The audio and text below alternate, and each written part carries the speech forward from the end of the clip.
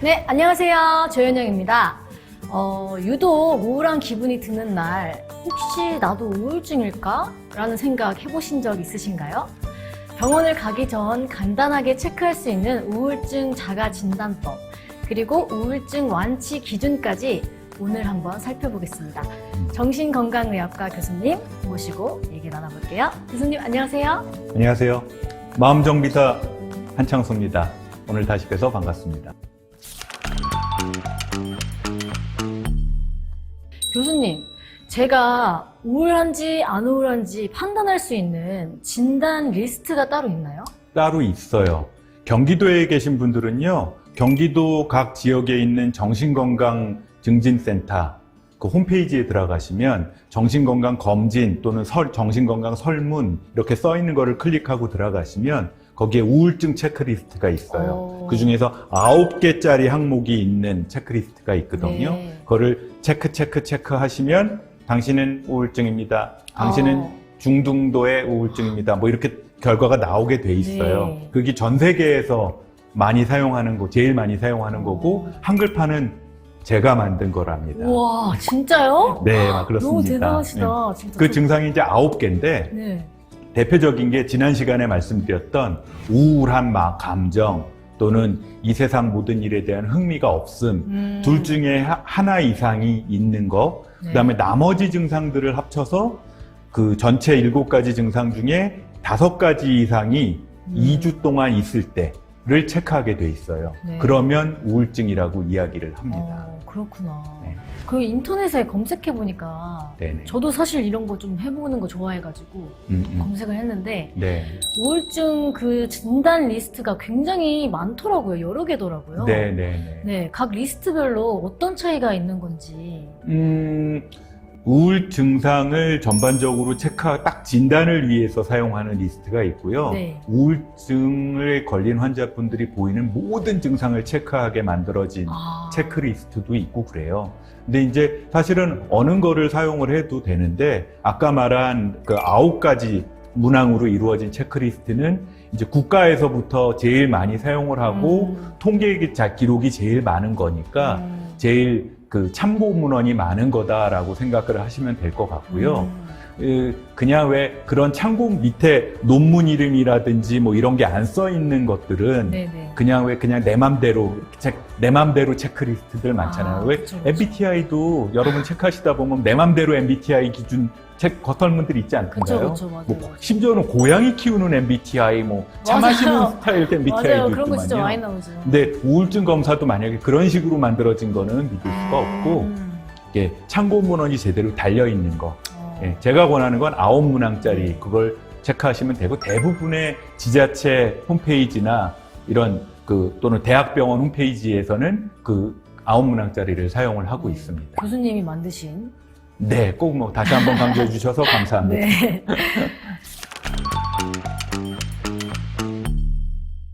그리고 지속적으로 우울증 치료를 받았다면 완치가 되는 그 기준이 있을 텐데 우울증 완치 기준에는 어떤 것들이 있을까요? 이게 우울증에 걸린 분들 한번 롤플레이 삼아서 네. 치료 시작할 때부터 한번 마음속으로 한번 그려보세요.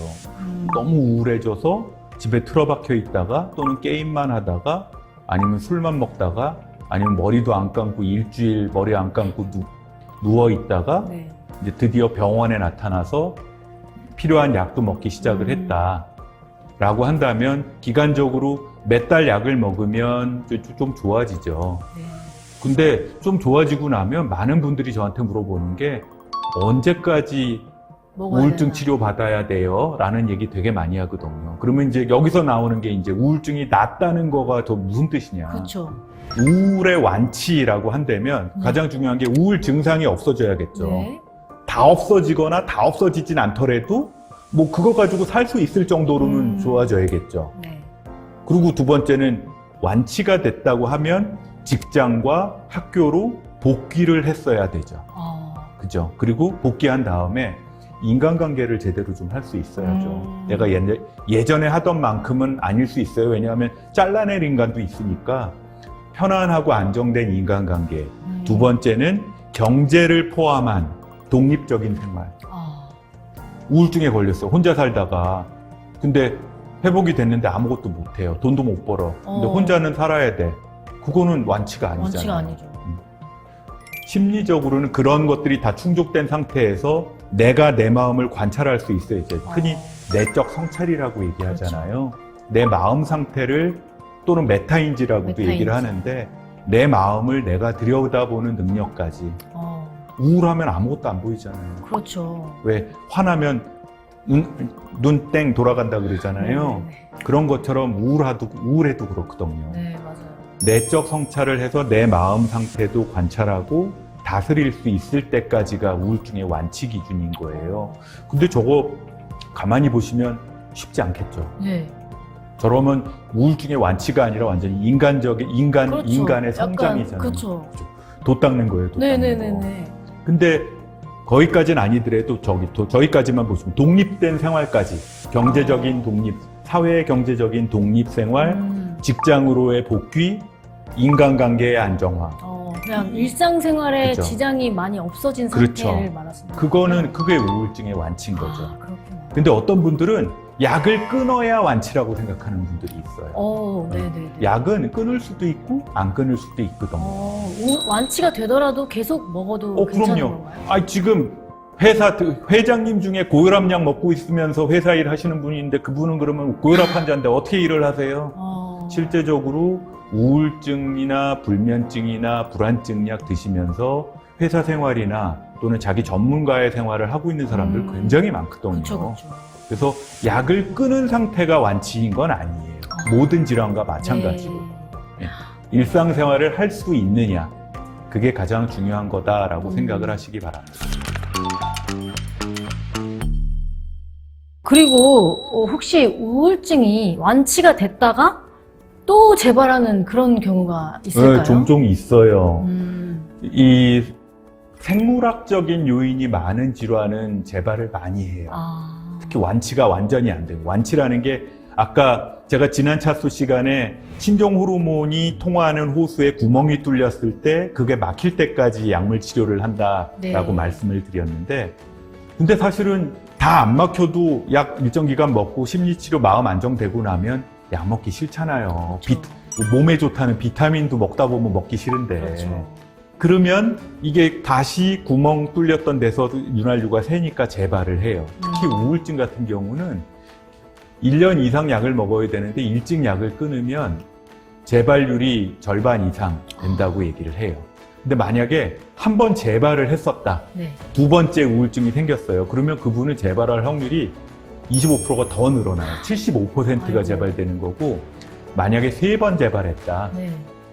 3번 우울증이 재발했다 그러면 쉽게 말하면 아까 윤활유 구멍이 이만큼 커진 거예요. 막힐 가능성이 별로 없어요.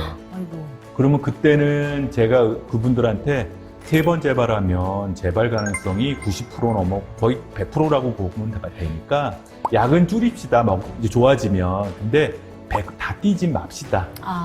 아니면 뛸 때는 정말 의논 잘해서 조심해서 뜁시다. 라고 이야기를 합니다. 특히 심한 우울증이 있었거나 또는 아주 만성적인 우울증이 있었던 분들 또는 노인들 또는 암 환자 같은 분들 이런 분들은 회복력이 리질리언스가 너무 많이 떨어져 있으니까 약을 끊을 때 정말 조심해서 하자 그래요. 그리고 병원도 좋아져도 저한테 웬만하면 저 좀 가끔 보러 오자고 정비소 예약은 한 달이나 2달로 잡아놓더라도 중간에 안 좋으면 중간에 오고 괜찮더라도 와서 체크업 좀 합시다 라고 얘기를 하는 경우가 많이 있습니다. 특히 그 시기에 당사자가 폐경을 했다든지 수술을 했다든지 아니면 사별을 했다든지 이러면 더 재발할 수 있으니까 이럴 땐 조심해야 된다는 얘기 꼭 해야 돼요. 알겠습니다. 자, 오늘은 우울증을 자가 진단하는 방법과 완치 판정의 기준에 대해 알아봤습니다. 혹시 내가 우울증인지 걱정하는 분들이 계시다면 오늘 교수님께서 직접 만드신 체크리스트로 확인을 해보시는 것도 좋을 것 같아요. 그럼 교수님, 오늘도 마지막으로 한 줄 처방 부탁드릴게요. 우울증은 가벼울 수도 있지만 중증이 될 수도 있습니다. 반드시 진단 처방을 한번 받아보시는 걸 권유합니다. 네, 감사합니다. 자, 지금까지 조현영이었습니다. 여러분, 내일 더 행복하세요.